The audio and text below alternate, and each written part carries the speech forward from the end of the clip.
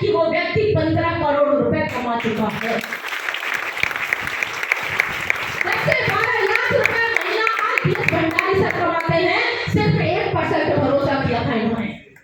इसी तरीके से हमारे महागुरु रामवीर सर जी, इन्होंने संजीव सर पे 1% भरोसा किया था, क्योंकि शुरुआत करने के लिए इंसान डरता है, इंसान को डर लगता है, काम होगा नहीं होगा, ऐसा तो नहीं मेरी इज्जत यहाँ आ जाएगी, ऐसा तो नहीं मैं कहीं का नहीं रहूंगा, डर लगता है। हमें भी डर लगा था, रामवीर सर को भी डर लगा था, लेकिन 1% रामवीर सर ने भरोसा किया संजीव सर पे। 1% भरोसे से देखिए 1% जो 70,000 रुपए की सैलरी लेते थे, साथियों आज के अगर मैं बात करूं 8.5 साल में रामवीर सर ने यहाँ से टोटल इनकम करी है 40 करोड़ रुपए। 40 करोड़ रुपए सिर्फ 1% भरोसा। महीने का कितना कमाते हैं? 30 लाख रुपए। 30 लाख रुपए कमाते हैं सिर्फ 1% भरोसे पे। मैं नहीं कहती आप 100% भरोसा करो, लेकिन 1% तो भरोसा कर सकते हो ना। और सर ने 1% भरोसा किया था रामवीर सर पे। मरने जा रहे थे, सारे बच्चों को लेके जमुना जी में डूबने जा रहे थे। रामवीर सर ने बोला मरना है तो 6 महीने बाद मर लेना, 6 महीने मुझे दे दो, 1% भरोसा कर लो, क्योंकि अरुण सर को भी भरोसा नहीं था। हजारों कंपनियां कर डाली, 25-26 साल का नेटवर्किंग का अनुभव है अरुण बेदी सर को। सफलता नहीं मिली कहीं, इनको भरोसा नहीं था, टूट चुका था पूरा भरोसा साथियों। लेकिन रामवीर सर ने कहा मुझ पर नहीं, इस सिस्टम पर एक बार भरोसा कर लो। अगर सिस्टम पे नहीं तो मुझ पे 1% भरोसा कर लो। 1% भरोसा किया अरुण बेदी सर ने, और साथियों मात्र 6 साल में जो व्यक्ति मरने जा रहा था, डूबने जा रहा था, कंगाल हो चुका था, कर्ज बढ़ चुका था सिर पर, आज वो मरा हुआ व्यक्ति 3 करोड़ रुपए कमा चुका है। 3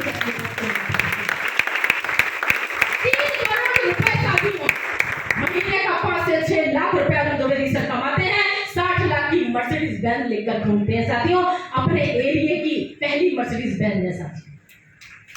1% भरोसा, सिर्फ 1%। और देखना चाहते हैं सामने देख लो, सामने देख लो, फोटो खींच लो, रिकॉर्डिंग कर लो। वर्षा अवस्थी प्राइवेट संस्था में नौकरी करती थी गाजियाबाद में 6 साल पहले। 6 साल पहले 20 से 30 हजार रुपए की नौकरी गाजियाबाद जैसे बड़े शहर में करती थी साथियों। लगता था कि बहुत कुछ अच्छा है, मेरे से आगे तो कुछ है नहीं, क्योंकि सेटअप बहुत अच्छा दे रखा था कंपनी ने, सेटअप बहुत अच्छा दे रखा था, पूरा बड़ा ऑफिस था। हमारे कुछ लोग थे वहां, हमारे गाजियाबाद ऑफिस को देखकर भी आए थे। उसको देखकर अरुण सर ने बोला तुम तो बहुत अच्छी जगह बैठी हो, तुम तो बहुत अच्छा काम कर सकती हो। साथियों हमें समझ में नहीं आया, कभी फील्ड का काम किया नहीं, बैक ऑफिस में ही काम करते थे, हेड कैशियर थे। हुंडई कंपनी नाम अगर सुना होगा आप लोगों ने, गाजियाबाद ड्रीम हुंडई, दिल्ली में हिमगिरी, इन दो में मैंने काम किया साथियों, हेड कैशियर के रूप में। हम सोचते थे हमसे बड़ा तुर्रम खा कोई नहीं है, लेकिन पता चलता था कि 30,000 रुपए की नौकरी हम किसी और के लिए कर रहे हैं, अपना कीमती समय हम उसके लिए दे रहे हैं। खाने का होश नहीं रहता था, अगर त्योहार आते थे साथियों आने का टाइम नहीं होता था, आने का टाइम नहीं होता था।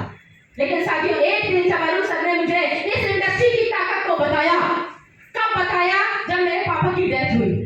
जब मेरे पापा की डेथ हुई तो अरुण सर अपनी मम्मी के साथ मेरे घर पे आए, तो उन्होंने मुझसे पूछा, जब पापा का अंतिम संस्कार हो गया, सब विदा कर दी, तो जब उनसे पूछा, उन्होंने पूछा तू क्या कर रही है, तो मैंने बताया इस तरीके से मैं नौकरी कर रहे हैं। तो अरुण सर गाजियाबाद आए और उन्होंने पूरा सेटअप देखा, तो उन्होंने कहा कि तुम इस काम को करने के साथ साथ आपने अगर यहाँ पे थोड़ा भी समय दे दिया तो आप अपने सपने पूरे कर सकती हो। मेरा सपना क्या था, मेरा लक्ष्य क्या था साथियों? मेरा सपना था कि जिस काम को करने से मुझे आगे बढ़ाने के लिए मेरी माँ ने साथियों नंगे पैर चल के धूप में 10-10 किलोमीटर पैदल मेरी माँ गई मुझे पढ़ाने लिखाने के लिए। साथियों कितने रुपए के लिए? मात्र 500 रुपए के लिए। 500 रुपए की नौकरी की मेरी माँ ने पैदल चल के जाती थी 10-10 किलोमीटर। समय एक ऐसा आया कि हम लोग आसमान से नीचे आ गए थे, धराशायी हो गए थे, और इतना समय खराब आ चुका था कि मेरी माँ को चूल्हे पे पत्ते से रोटी बनानी पड़ी थी, पत्ते से। एक बेटी अपने माँ का दर्द कैसे भूल जाती, एक बेटी अपने बाप के अधूरे सपने को कैसे भूल जाती, कुछ भी रीजन रहा हो, लेकिन एक करोड़पति इंसान कैसे रोड पे आता है, उसका जीता जागता उदाहरण हम है, हमारे पापा हैं। साथियों क्या हुआ नहीं पता था मुझे कि क्या होगा। मेरी शादी जैसे तैसे, मेरी शादी मम्मी ने कर दी। मेरे पापा का एक्सीडेंट हुआ, वो चल नहीं सकते थे। मैं हकीकत आपको बता रही हूँ, अगर आपके दिल में ये बात बैठ जाएगी तो कोई इंसान आपको पीछे नहीं हटा सकता। मेरे पापा का एक्सीडेंट हुआ, मेरी माँ के पास इतना पैसा नहीं था कि किसी अच्छे हॉस्पिटल में जाके वो उनका इलाज करा लेते, लेकिन मेरी माँ को उम्मीद थी कि मेरा रिश्तेदार वो है, फला है, उनको फोन करेंगे तो वो मदद कर देंगे और वो अपने पति को बचा सकती है। साथियों, फोन किया रिश्तेदार को जिस पर हम भूलते हैं, जिसके ऊपर हम अपनी जिंदगी दे देते हैं, जिसके ऊपर हम टशन में आते हैं, मेरा रिश्ता, मेरा पड़ोसी, मेरा दोस्त, मेरा सगा संबंधी मेरा साथ देगा। सच्चाई से रूबरू कराती हूँ मैंने झेला है। पढ़ी पढ़ाई बात नहीं है, रटी रटाई बात नहीं है, प्रमाण मैं दे रही हूँ आपको। मैंने देखा है, बधाइयों जाना, आप पूछ के आना कॉलोनी वालों से। साथियों, रिश्तेदार को फोन लगाया, हाँ जी भाई साहब, मुझे 1 लाख रुपए की जरूरत है, दिखाना है मुझे अपने पति को अच्छे हॉस्पिटल में। साथियों, हेलो हेलो करके फोन रख दिया। हकीकत है ये, हेलो हेलो करके फोन रख दिया गया। सामने पड़ोसियों से बोला, पड़ोसी ने भी हाथ खड़े कर दिए, मेरे पास नहीं है। साथियों, हर इंसान से, जो भी इंसान से मेरी मां मांग सकती थी पैसा, हर इंसान से मांगा मेरी मां ने, लेकिन किसी ने भी आगे बढ़ के मदद नहीं करी।